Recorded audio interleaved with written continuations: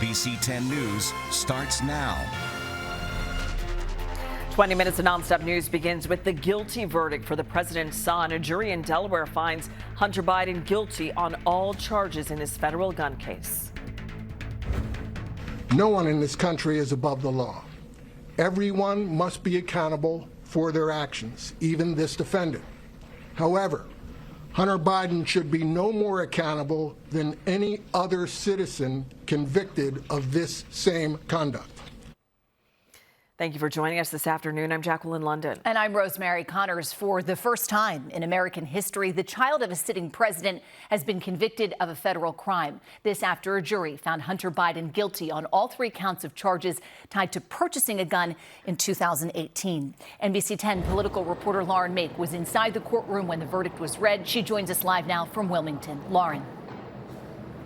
Rosemary, we saw no emotion from Hunter Biden as that verdict was read today inside the courtroom. But afterwards, he smiled and hugged his attorney, Abby Lowell. He turned and kissed his wife, Melissa, before they walked out of the courtroom. Now, the First Lady, who has been here for most of the days of this trial, aside from a brief trip to France, was not in the courtroom when that verdict was read today. But she was there as Hunter Biden walked out of the courthouse after hearing from the jury.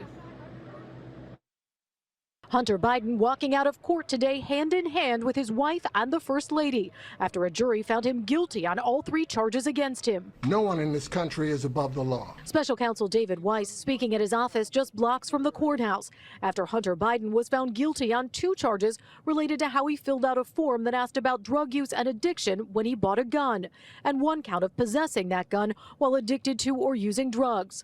Weiss said while the case included much testimony about addiction, it was about more than that. This case was about the illegal choices defendant made while in the throes of addiction, his choice to lie on a government form when he bought a gun, and the choice to then possess that gun. Weiss thanked the Attorney General for assuring his team's independence. The president's son, though, often a political talking point on the right.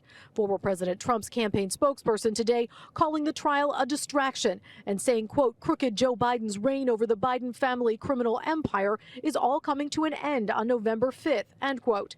News of the verdict came late this morning after the jury had deliberated for about 3 hours over 2 days. What does that tell you? It says that the evidence against him was pretty overwhelming. I talked to NBC 10 legal analyst Enrique Latoison about what happens next. Sentencing is expected to be months away. His prior history doesn't exist, so that helps him a lot as far as guidelines go.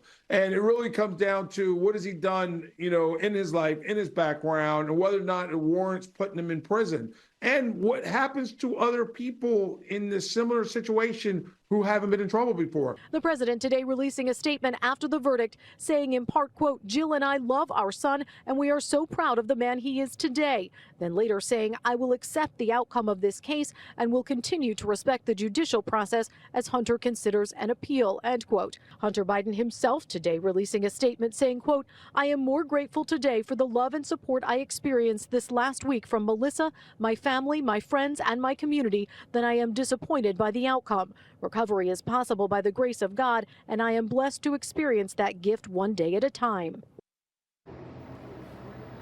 There is also another trial on the horizon for Hunter Biden, and that is relating to tax charges. That is happening in September in California. Now, you may remember there had been a potential agreement between prosecutors and the defense that fell apart here at this very courthouse behind me last year. That would have avoided both the California trial and the one that ended with guilty verdicts here today.